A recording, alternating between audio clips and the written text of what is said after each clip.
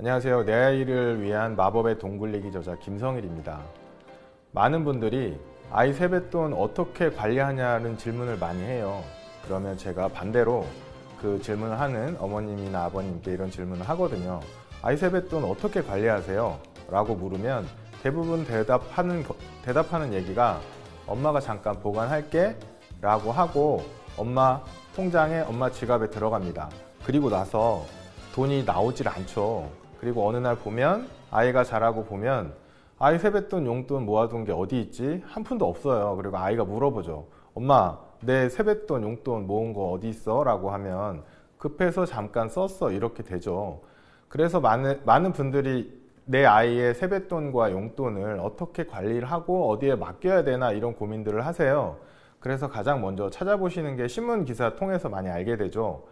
어린이날이나 설날 혹은 추석 때가 되면 이런 기사들이 많이 떠요.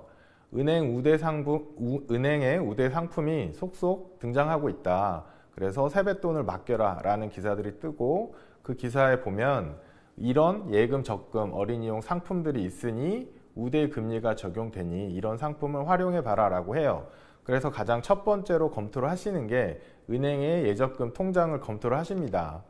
그런데 실제로 그 주니어 적금이라든지 예금 같은 상품을 비교를 해보면 제가 분석을 해봤거든요. 모 은행의 상품 같은 경우에는 금리가 3.45%에서 4.45%까지 나와요.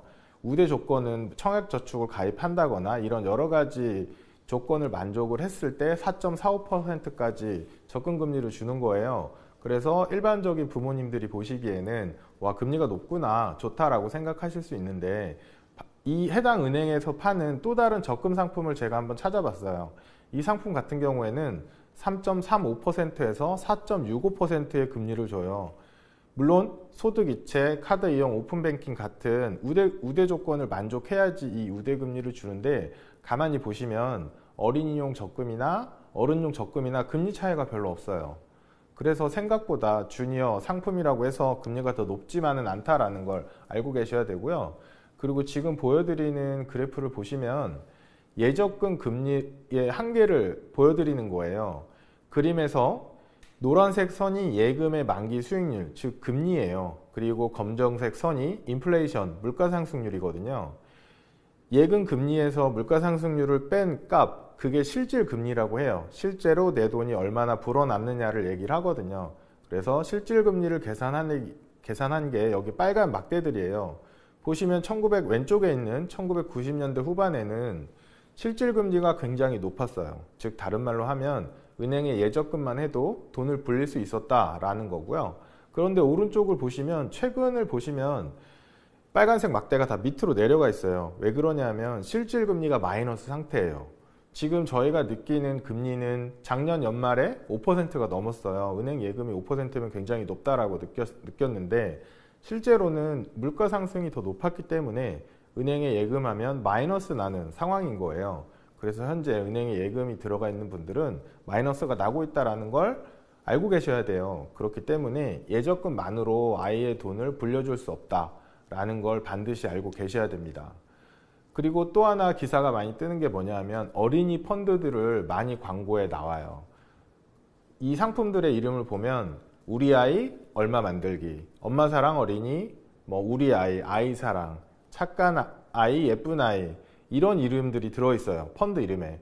그래서 이거는 어린이 상품이구나, 자녀용 상품이구나 라고 생각을 하게 만들고 그렇게 홍보를 하는데 제가 실제로 2011년부터 운용했던 상품들을 가지고 성과를 분석을 해봤어요.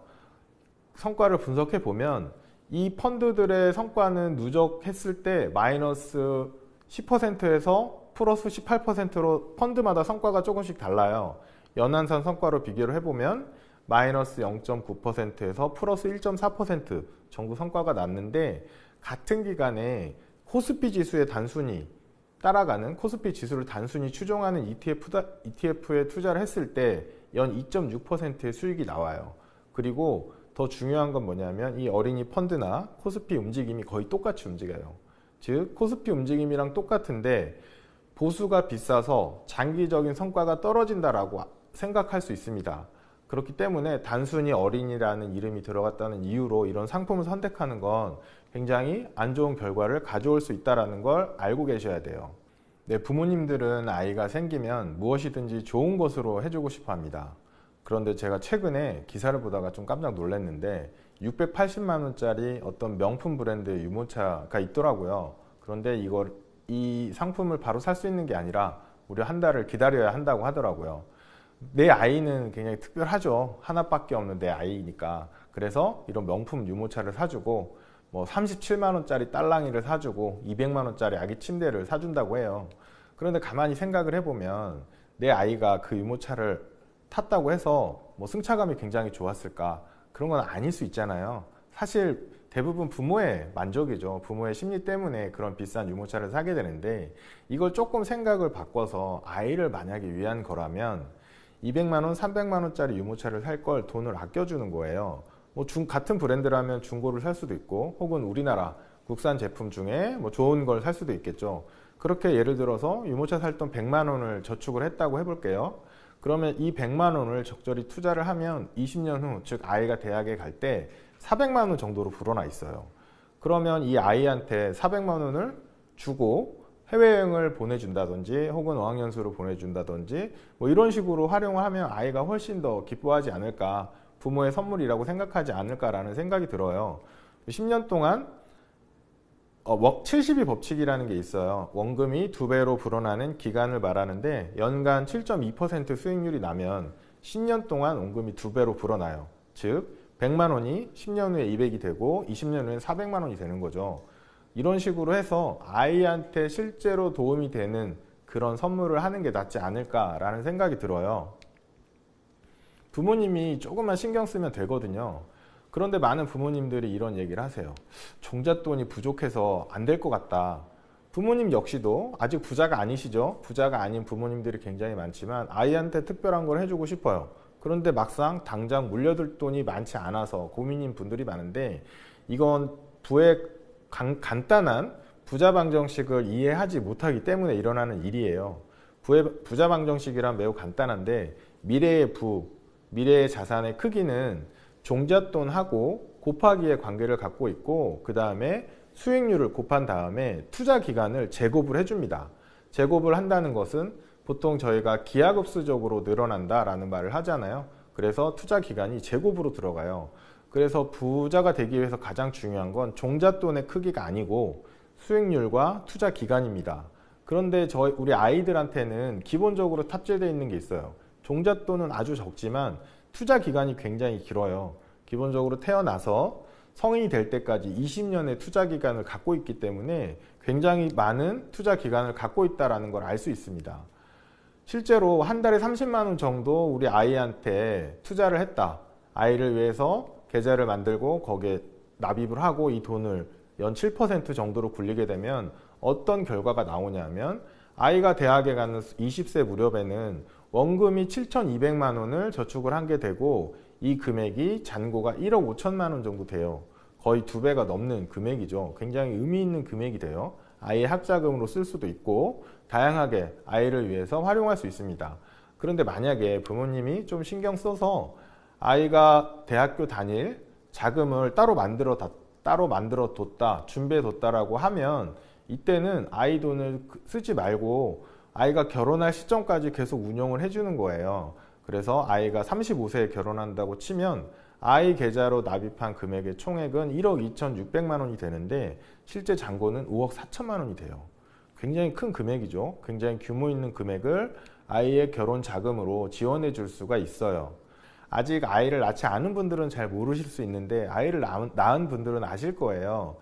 굉장히 다양한 출산 지원금이 나오거든요. 첫 만남 이용권이라는 것은 아이가 태어났을 때 11개월 동안 제공을 해주는 거고 총 200만 원 어치의 바우처를 이용해서 포인트를 쓸 수가 있어요. 그리고 부모 급여라는 게 있는데 이것은 출산 후 24개월까지 제공이 되고요. 한 달에 75만 원에서 35만 원 정도의 금액을 정부에서 지원을 해요. 그래서 보통 이 돈을 가지고 어린이집 보육료로 많이 사용을 하시죠. 그리고 또 주는 게 아이가 9살 될 때까지 아동수당이라는 걸 줘요. 한 달에 10만 원씩 주거든요. 그래서 이런 식으로 여러 가지 비용을 지원을 해줘요. 그런데 이 돈이 없죠. 왜냐? 다 써버렸으니까.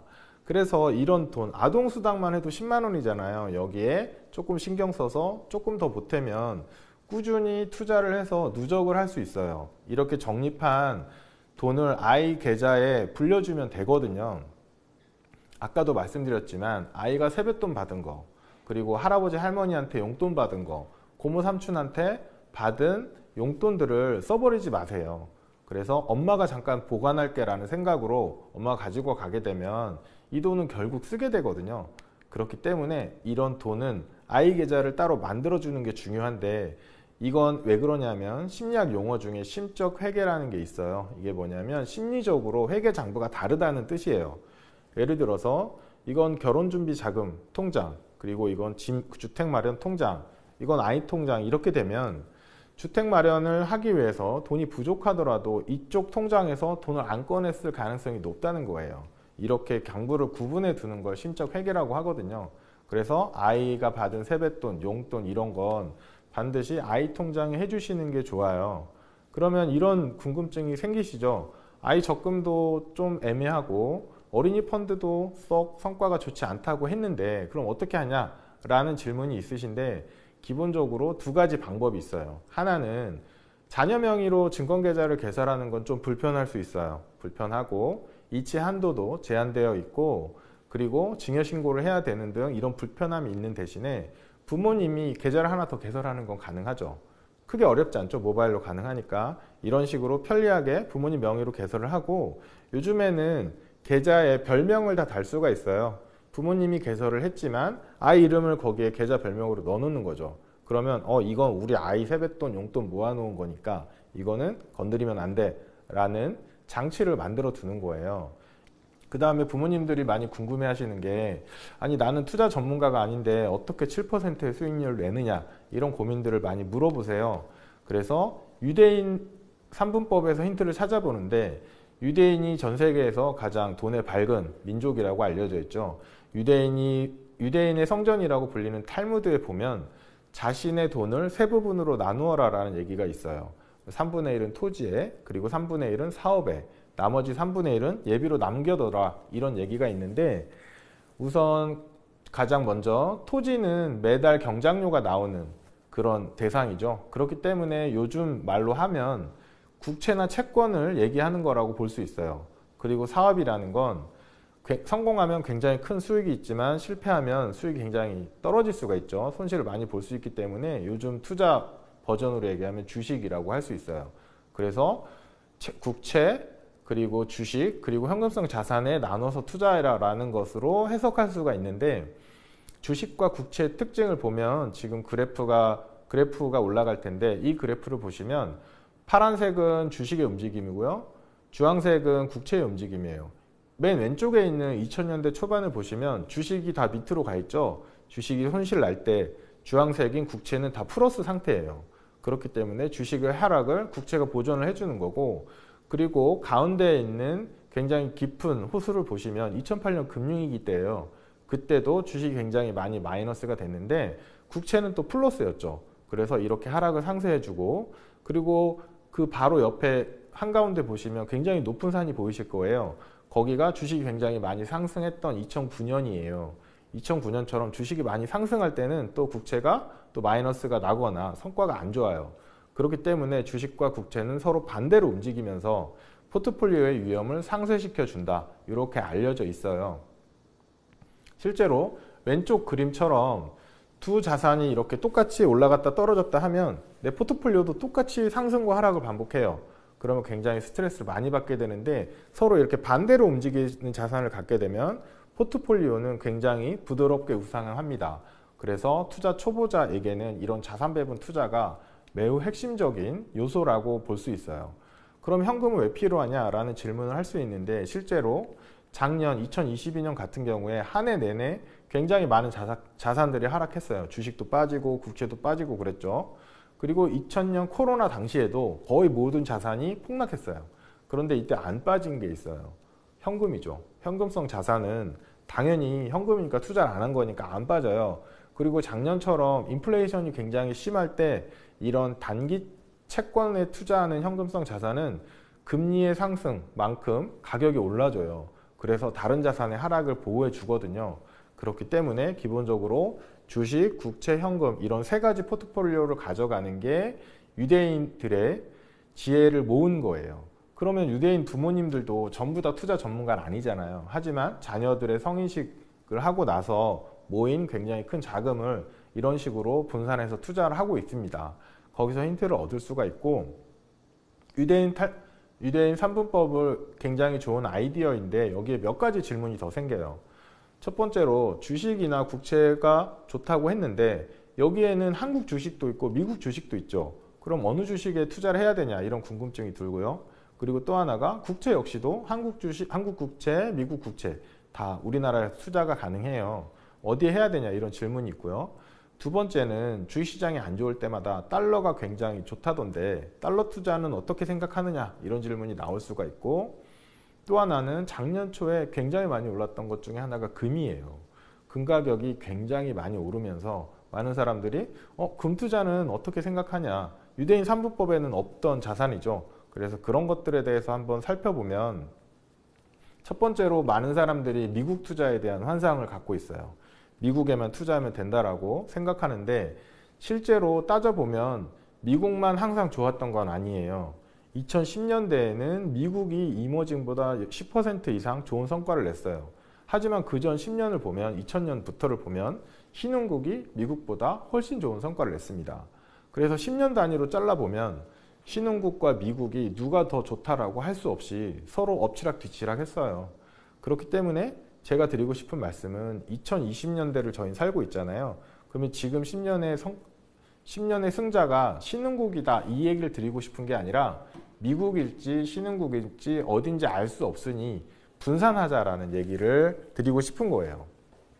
그리고 달러 같은 경우에는 이 그래프를 보시면 검정색 선이 코스피 지수예요. 한국 주가 지수죠. 그리고 하늘색 바탕 화면이 달러의 움직임입니다. 왼쪽을 보시면 2000년 초부터 2007년까지 주가가 쭉 올랐어요. 그때 달러가 어떻게 됐나요? 쭉 하락했죠. 2000년 초에 약 1,300원 정도 했는데 2007년까지 약 900원대로 달러가 하락하는 모습을 볼 수 있어요. 그리고 2008년 금융위기 당시 주가는 반토막이 났어요. 그런데 달러는 900원대에서 1,600원대까지 급등하죠. 이런 식으로 주식과 주가와 달러는 서로 반대로 움직이는 모습들을 계속 보여줘요. 그리고 이건 최근에도 마찬가지였죠. 2022년에도 똑같은 모습을 보였습니다. 그렇기 때문에 이렇게 주식이 안 좋은 시기를 잘 버티게 해주는 게 달러 자산이다. 그래서 달러를 포함하는 게 유리하다, 이렇게 말씀드릴 수가 있고요. 이번에는 달러와 금의 상관관계를 보면 그래프를 보시면 주황색은 달러 지수를 말하고요. 파랑색은 금 가격을 말합니다. 보시면 알 수 있겠지만 서로 굉장히 반대로 움직이죠. 즉 달러의 위험, 달러가 하락할 위험을 금이 방어를 해줄 수가 있어요. 그런 관점에서 금 역시도 투자하기에 굉장히 좋은 자산이다 라고 할 수 있습니다. 그렇기 때문에 제가 언급드린 것은 이제 K-올레더라는 포트폴리오인데 여기에 총 6개의 자산이 들어가 있어요. 2개는 주식인데 한국 주식과 미국 주식이고요. 그리고 국채가 2개 있어요. 한국 국채, 미국 국채, 그리고 금, 그리고 현금성 자산. 이렇게 해서 총 6개 자산이 들어가 있는데 그러면 여기에 달러는 어디 갔나요? 이렇게 질문하실 수 있는데 UH라고 표현한 것들이 달러에 투자된 자산인데 환해지를 안 한 거예요. 그래서 즉 달러 투자 효과를 갖고 있다. 그래서 이 6개의 자산으로 주식, 국채, 금, 달러 투자, 이런 여러 가지 투자를 하고 있다는 걸 알 수 있어요. 이렇게 분산을 하고 나면 굉장히 안정적으로 운영할 수 있고 적정한 수익을 기대할 수 있다라고 생각하시면 되고, 2000년 초부터의 성과를 비교를 해보면 한국 주식이나 미국 주식의 연 수익률은 6%대 정도였어요. 그리고 유대인 방식대로 만든 포트폴리오는 5.6%, 그보다 좀 낮았죠. 그런데 이 K-올레더 포트폴리오 같은 경우에는 5에서 7% 정도의 수익률을 보였고요. 여기서 핵심은 뭐냐면 변동성이에요. 주식의 변동성은 한국, 미국 할 것 없이 15에서 20% 정도 굉장히 높아요. 그런데 이런 자산 배분 포트폴리오의 경우에는 변동성이 7% 혹은 5%대로 굉장히 낮습니다. 굉장히 안정적으로 꾸준히 우상향하는 포트폴리오라고 할 수 있고, 그런 관점에서 저위험 중수익 상품이다, 저위험 중수익 투자법이다 라고 얘기를 할 수 있습니다. 성과를 그래프로 그려보면 이 그림과 같은데요. 빨간색 점선이 빨간색 점선이 미국 주식이고요. 그리고 파란색 점선이 한국 주식이에요. 2000년대 초반 그리고 2008년 같은 경우를 보시면 반토막 났던 시기들이거든요. 굉장히 투자자가 힘들어할 수 있는데, 반대로 이 자산 배분 포트폴리오 같은 경우에는 그런 하락기에도 많이 빠지지 않고 부드럽게 우상향하는 모습을 보실 수 있을 거예요.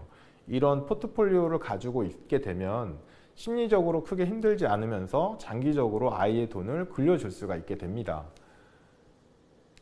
이것과 비슷한 게 올레더 포트폴리오라는 게 있어요. 올레더라는 것은 미국 세계 최고의 헤지펀드 운용자인 레이 달리오가 이 머니라는 책에서 언급을 한 건데, 주식 30%, 장기국채 40%, 중기국채 15%, 그리고 금과 원자재에 나눠서 투자하는 포트폴리오를 알려줬는데, 이 올레더 포트폴리오의 근거가 뭐냐면, 경제성장률이 기대보다 높을 때는 주식, 회사채, 금, 신흥국 채권 같은 자산이 성과가 좋더라. 그리고 반대로 물가 상승률이 기대보다 높을 때는 물가 연동채, 금, 신흥국 채권 이런 게 더 좋더라.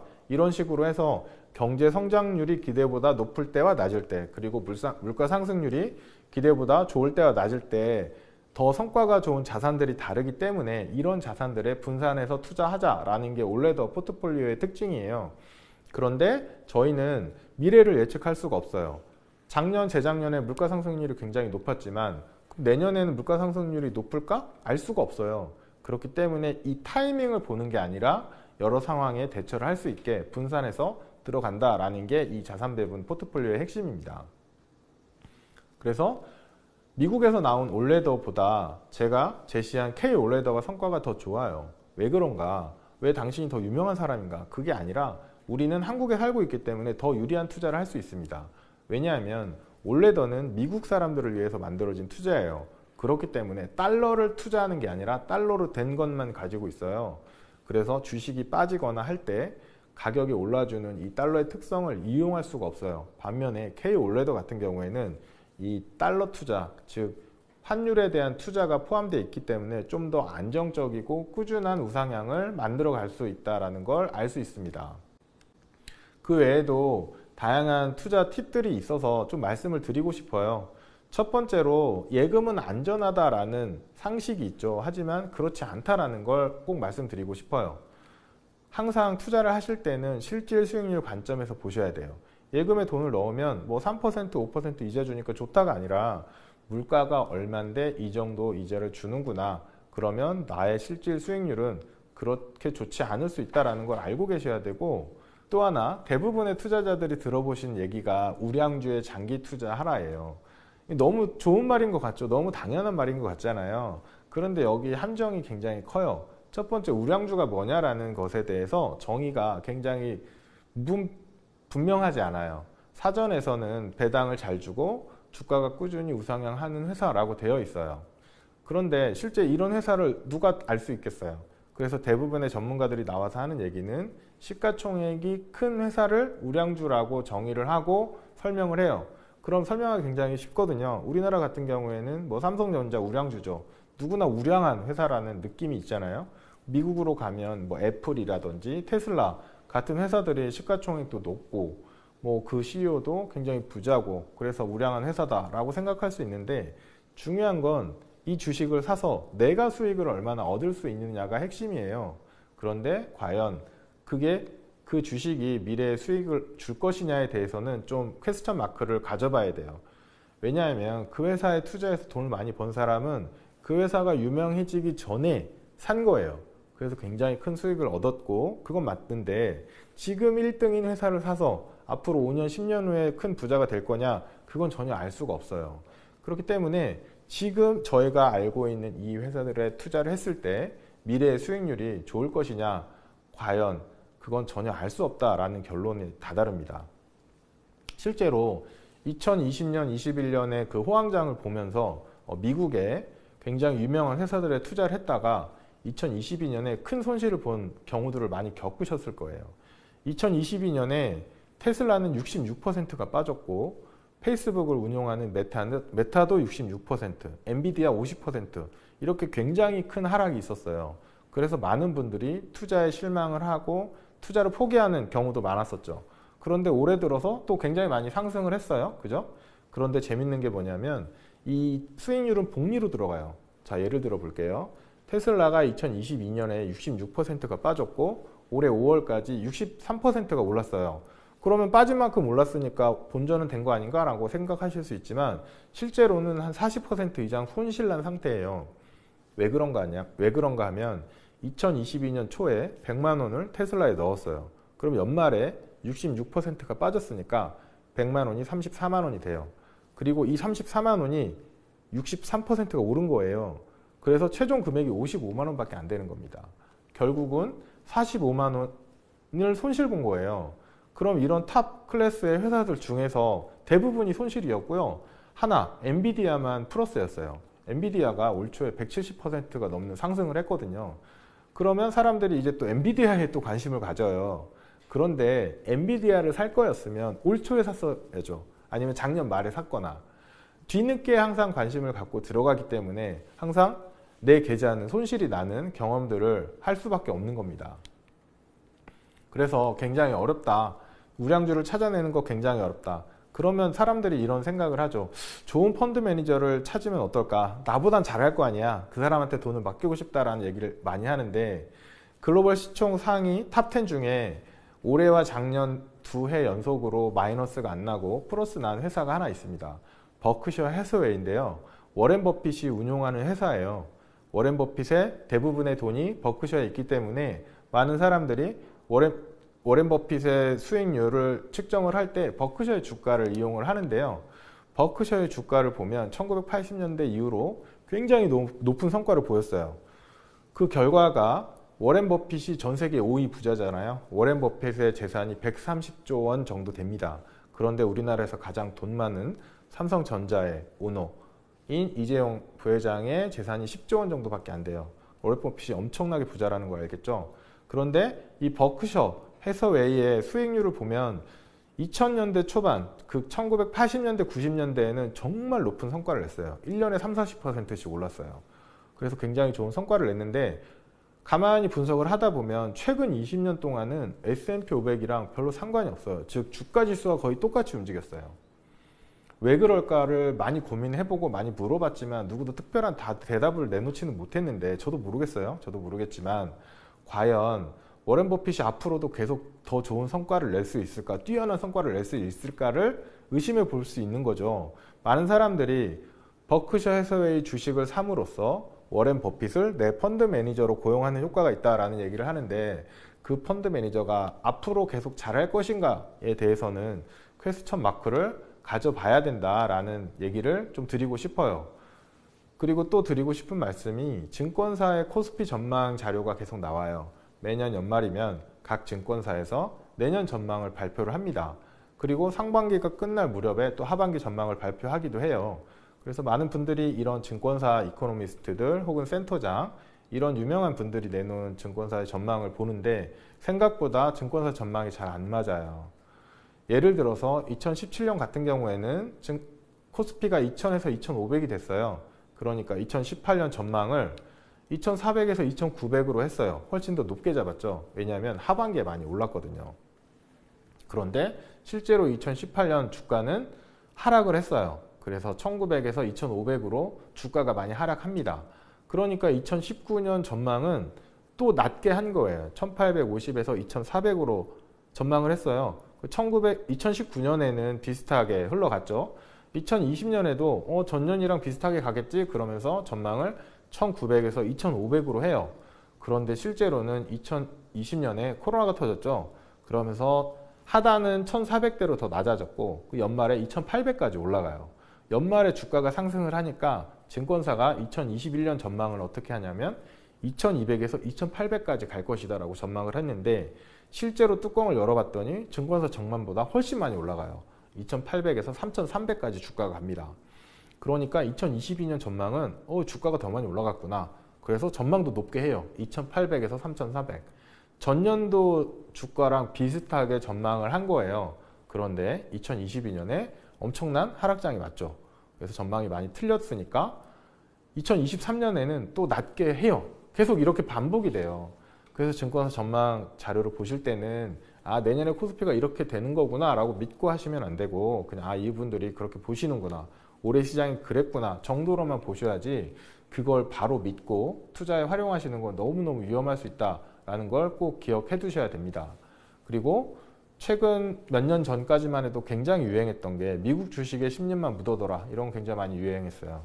S&P 500 혹은 나스닥 이런 지수에 투자하는 상품에 넣어가지고 꾸준히 묻어두면 된다라는 얘기가 많았는데, 미국과 신흥국의 10년 단위 성과를 비교를 해보면 어떤 데는 신흥국이 이겼고 어떤 때는 미국이 이겼어요.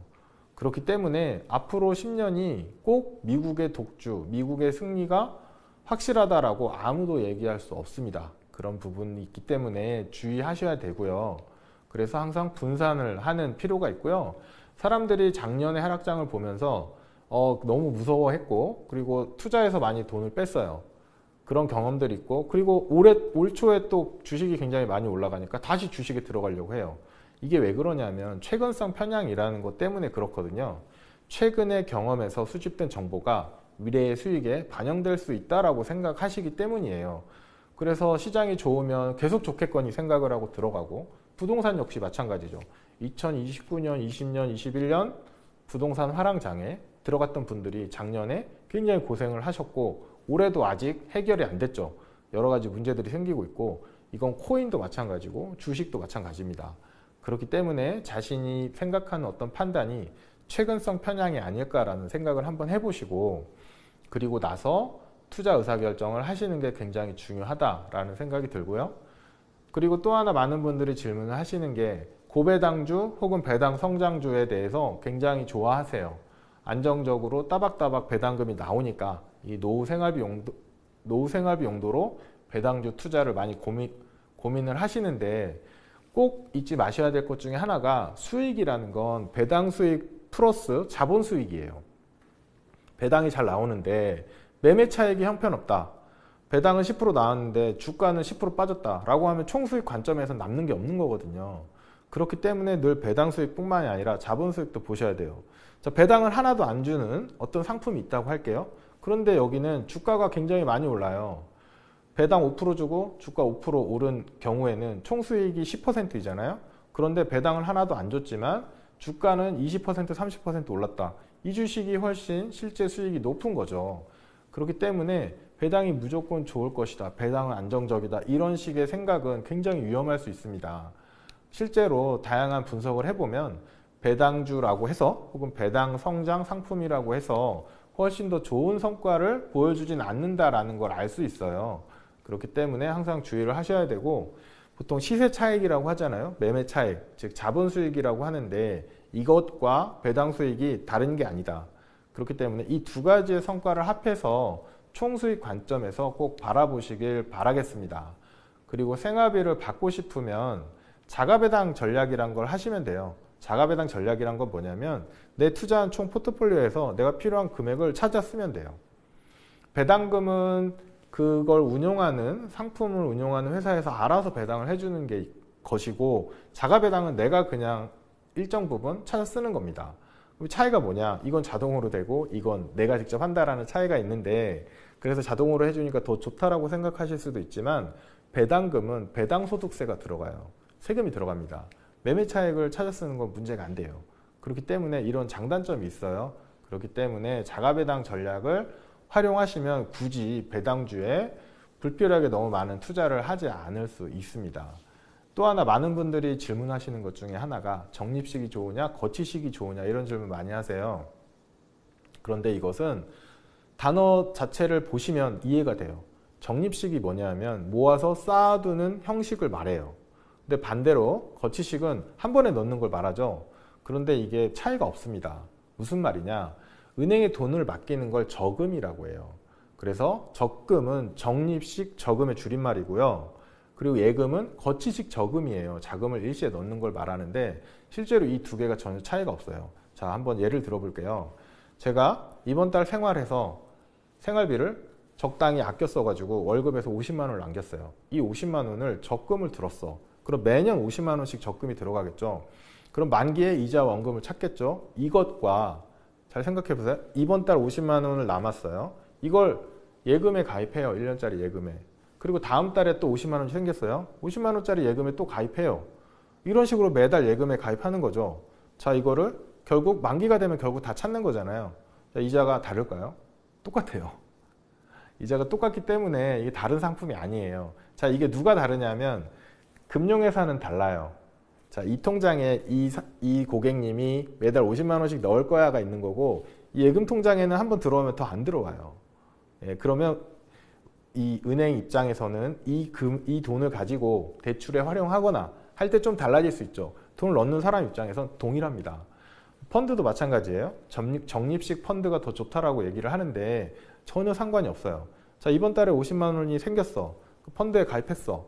그런데 다음 달 50만 원을 이 펀드 계좌에 입금하는 거랑 또 새로 펀드를 가입하는 거랑 똑같아요. 그죠? 어쨌거나 이 펀드는 모든 돈을 모아서 한 번에 굴리거든요. 근데 들어가는 시점만 다른 거고 계좌를 계속 따로 해도 돼요. 아무 틀린 점이 없습니다. 그렇죠? 그렇기 때문에 적립식과 거치식은 다른 게 아니다. 그리고 기본적으로 이번 달 모인 50만 원을 넣게 되면 이거 그냥 거치식이에요. 이 50만 원을 10만 원씩 쪼개서 나눠 넣겠다. 이러면 이제 적립식이 될 수 있는데 분할 매수가 될 수 있는데 한 번에 다 넣었잖아요. 그래서 거치식이 되는 거고 그리고 분할 매수가 더 좋다라고 많이 얘기를 하는데 실제로는 자산 가격이 오를 수도 있고 떨어질 수도 있고 올랐다 떨어지기도 하고 떨어졌다 오르기도 해요. 예를 들어서 볼게요. 처음에 100만 원이었던 자산이 있는데 1년 후에 그대로 100만 원이에요. 그런데 거치식으로 100만 원 샀던 사람은 똑같겠죠. 그런데 이 자산이 만약에 100만 원이었다가 중간에 200만 원이었다가 다시 100만 원이 됐어요. 이 사람은 그냥 원금 그대로예요. 그런데 이거 분할 매수로 들어갔다고 생각해 볼게요. 그러면 비싸게 샀을 거잖아요. 200만 원에 샀잖아요. 어느 순간에는. 이 사람 100만 원으로 샀는데 그렇기 때문에 이 경우는 분할 매수가 오히려 나빠요. 분할 매수가 좋은 경우는 가격이 하락했다가 복귀할 때 이럴 경우엔 분할 매수가 좋거든요. 그렇기 때문에 가격의 움직임이 어떠냐에 따라서 분할 매수가 좋을 때도 있고 일시 매수가 좋을 때도 있어요. 그렇기 때문에 무조건 분할 매수가 좋다라고 얘기하는 건 잘못된 설명이고요. 그리고 또 하나의 문제점이 뭐냐면 분할 매수를 하게 되면 내가 처음에 1000만 원이 있었다고 칠게요. 그걸 100만 원씩 10개월 동안 나눠서 넣으면 900만 원 놀고 있잖아요. 그죠? 마지막 100만 원은 무려 9개월 동안 놀고 있어요. 이런 문제가 있기 때문에 분할 매수가 무조건 유리하다라고 말할 수 없습니다. 그래서 굳이 고민하지 말고 지금 저축할 금액이 모여 있다면 바로 그 돈을 넣어서 운용을 하시는 게 맞다라고 저는 말씀을 드려요. 물론 내가 투자하는 어떤 투자 대상이 이렇게 급등락하는 애다라고 하시면 그거는 좀 고민을 해보셔야 돼요. 그런데 그렇게 급등락하는 어떤 투자 대상을 선택하시기에는 부모님들이 투자 전문가도 아니고 분석에 많은 시간을 할애할 수가 없잖아요. 그렇기 때문에 안정적으로 움직이는 자산 배분 투자법을 추천을 드리는 거고 자산 배분 투자를 하실 때는 지금 바로 돈을 넣으시면 된다라는 말씀을 드립니다. 이런 질문도 받았어요. 그러면 아이 계좌로 아이 이름으로 연금저축 계좌를 만들어줬어요. 연금저축 계좌는 다 아시죠? 세액공제도 되고 과세이연 저율과세가 되는 굉장히 좋은 계좌예요. 성인분들은 대부분 다 가입을 하고 계세요. 안 하고 계셨다면 반드시 공부를 해보셔야 돼요. 연금저축펀드, IRP 이런 계좌가 있다는 걸 반드시 공부를 해보시고 연간 900만 원을 넣으면 148만 원의 세액공제 혜택을 줘요. 이거 모르셨으면 부모님부터 이걸 가입하셔야 되고 아이 이름으로도 연금저축 계좌를 가입해 줄 수 있어요. 그렇게 되면 내야 할 세금을 뒤로 밀어줘요. 그렇기 때문에 재투자 효과가 있거든요. 그래서 이렇게 만약에 투자를 했으면 어떻게 되느냐라고 질문을 하시는 분들이 있는데 아이 이름으로 연금저축 계좌를 개설해주고 계속 운용을 해줬잖아요. 그리고 아이가 성인이 되고 직장생활을 하게 되면 그 계좌를 그대로 이거 네 명이니까 네가 계속 넣으면서 운용을 해 라고 할 수 있겠죠. 이렇게 되면 아이가 그 계좌를 계속 가지고 운용했을 때 25세가 되면 원금 9천만 원에 2억 4천 정도의 잔고가 생기는데 이 아이가 그거를 60세, 65세 자기가 퇴직할 때까지 굴리게 되면 원금 3억 3천에 52억 원의 자금이 모입니다. 계산이 잘못된 거 아닙니다. 계산 정확하게 했고 당연히 미래에 50억 원은 지금보다는 훨씬 물가 상승률 때문에 커져 있는데 그때까지 물가 상승률 반영해서 3억 3천 넣은 거잖아요. 3억 3천 넣어서 52억 된 거예요. 15%나 높은, 150%나 높은 금액이 되는 거기 때문에 이거를 결코 무시할 수가 없어요. 여기서 가장 큰 차이점이 뭐예요? 65년 동안 납입하고 운용했다는 거예요. 이 시간이 가장 중요합니다. 워렌 버핏이 130조 정도 원을 갖고 있다고 했잖아요. 워렌 버핏 재산의 90% 이상은 버핏이 60세 이후에 만들어진 재산이라고 해요. 버핏이 지금 93세거든요. 즉 33년간 모은 재산이 100조가 넘는다는 얘기잖아요. 그래서 이 복리 효과가 굉장히 유리해요. 복리에 가장 필요한 건 시간, 그리고 우리 아이는 그 투자 시간을 갖고 있어요. 이미 태어나면서부터. 그래서 부모님이 조금만 신경 써서 관리를 해주면 아이의 미래에 굉장히 큰 도움을 줄 수 있다. 요거를 꼭 알고 계셨으면 좋겠고요. 이런 영상을 듣고 책을 보고 공부를 하더라도 실천을 안 하는 경우가 너무 많으세요. 깜빡해서 안 하고 바빠서 안 하고 뭐 이렇게 하는데 한 번만 더 생각해 봐야 될 게 아이 돈이잖아요. 그리고 우리 아이 세뱃돈, 용돈 내가 추가로 더 증여를 안 해줘도 돼요. 그것만이라도 잘 모아서 굴려주시면 굉장히 큰 투자 기간이 변동성도 잡아주고 수익률도 챙겨줘요. 그래서 이렇게 위험을 낮추고 수익을 잘 챙기는 투자법을 아이를 위해서 꼭 해보시기 바라겠습니다.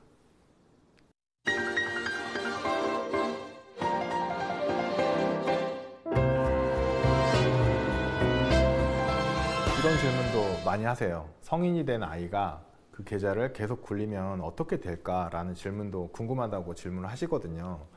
부모님들은 이미 알고 계실 거예요. 연금저축, IRP 이런 거 다 운용하고 계시죠. 아, 모르셨어요?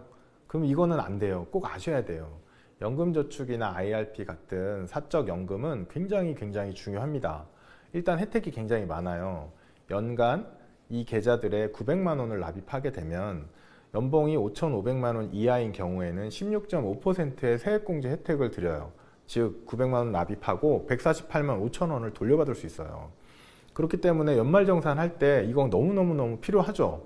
그렇기 때문에 이걸 꼭 돌려받으셔야 되고 이건 나중에 소급해서 넣을 수가 없어요. 그렇기 때문에 매해 반드시 이걸 넣으셔가지고 세액공제를 받으셔야 돼요.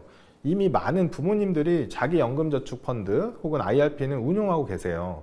그래서 900만 원씩 넣고 세액공제 받고 이렇게 하고 있기 때문에 반드시 하셔야 되고 이런 부모님들이 물어보시는 게 뭐냐면 자기 아이도 이런 절세 계좌를 이용해서 하면 안 되냐라고 물어보시고 실제로 가능합니다. 대표적인 절세 계좌가 아까 말씀드린 연금저축펀드 그리고 IRP 그리고 ISA가 있어요. 그런데 ISA는 성인만 가능하기 때문에 불가능하고요. 그리고 IRP 같은 경우에는 직장인만 가입이 가능해요. 그래서 우리 아이가 어린 자녀가 가입할 수 있는 건 연금저축펀드예요. 연금저축펀드 계좌는 나이와 상관없이 가입을 할 수 있기 때문에 아이 이름으로 연금저축펀드 계좌를 개설해 주시면 되고요. 아이들은 연금저축펀드에 돈을 넣는다고 해도 세금 낸 게 없기 때문에 세액공제 혜택은 못 받아요. 그 대신 좋은 게 뭐냐면 배당금이나 매매 차익에 대해서 배당소득세 내는 거를 안 내게 되죠. 이 세금을 이연해줘요. 과세 이연이라는 걸 해주고 이건 연금 받을 때까지 세금을 안 냅니다. 그렇기 때문에 세금 낼 돈을 재투자하는 효과가 있어요. 그래서 실제 수익이 더 많이 불어나게 되죠. 그러면 아이 이름으로 연금저축을 만들어 줬어요. 그래서 매달 30만 원씩 부모님이 돈을 처음에 내줬겠죠. 이렇게 20세까지 하게 되면 납입원금은 7,200만 원이 되는데 이 투자 수익률은 1억 5,600만 원 정도가 돼요. 원금 대비 약 2배 이상 불어난 금액이죠. 그런데 20세에 굳이 이 계좌를 안 깨도 되잖아요. 부모님이 아이 대학 학자금을 따로 준비를 해주셨으면 이 계좌는 그대로 가지고 가는 게 훨씬 좋습니다. 그런데 이 계좌를 25세까지 굴리게 되면 원금이 9천만 원에 계좌 잔고가 2억 4천이 돼요. 그런데 아이가 이 계좌를 직장 생활하면서 자기가 자기 돈을 계속 넣는 거예요. 이렇게 해서 계속 가져가게 되면 어떻게 되느냐? 65세에 은퇴를 한다라고 하고 그때까지 이 계좌를 굴리게 되면 납입원금이 3억 3천만 원인데 잔고가 52억 원이 돼요. 뭐 계산이 잘못된 거 아니냐? 전혀 아닙니다. 계산이 잘 된 거고 15배 이상 불어나는 거죠. 물론 지금부터 65년 이후에 52억 원은 지금의 52억 원은 아니에요. 물가 상승률이 있기 때문에 훨씬 적죠. 그런데 3억 3천만 원도 지금 저희가 보기엔 되게 큰 금액이라고 생각하지만 미래에는 굉장히 작은 금액이에요. 그런데 어쨌거나 이 작은 금액을 넣어서 52억 원이라는 돈이 됐기 때문에 이 아이가 은퇴를 할 때 굉장히 큰 도움이 되겠죠. 그렇기 때문에 아이한테 이렇게 가이드 해주는 게 굉장히 좋고, 여기서 가장 중요한 건 뭐냐면 부모님들이 자기의 노후 준비를 위해서 연금 계좌를 운용하시거나 혹은 아이 계좌를 운영하실 때 마찬가지, 가장 중요한 게 뭐냐면 위험을 굉장히 낮춰줘야 된다는 거예요. 위험을 낮춰주면서 그리고 수익도 챙겨야 돼요. 이런 게 어떻게 가능하냐? 앞에서도 말씀드렸지만 예금만으로는 부족하고요. 단순히 어린이 펀드에 투자하는 건 오히려 좋은 성과가 안 나기도 해요. 그렇기 때문에 부모님이 조금 신경 써서 유대인 부모님들처럼 자산 배분을 통해서 분산 투자를 해주시는 게 중요하고요. 굉장히 유리한 방법이고 굉장히 편리한 방법이에요. 그렇기 때문에 주식, 국채, 금, 달러 같은 자산에 분산해서 투자를 해주시고 꾸준히 적립을 해주시면 자연스럽게 잔고가 불어나게 됩니다. 그래서 핵심은 계좌를 만들어주고 긴 투자 기간을 확보를 하고 자산 배분 투자로 최소한의 수익률을 만들어주면 된다. 이게 핵심이에요. 이것만 잘 지켜주시면 아이의 계좌가 굉장히 많이 불어날 거니까 그거를 잊지 마시고 꼭 부모님께서 챙겨주시기 바랍니다. 감사합니다.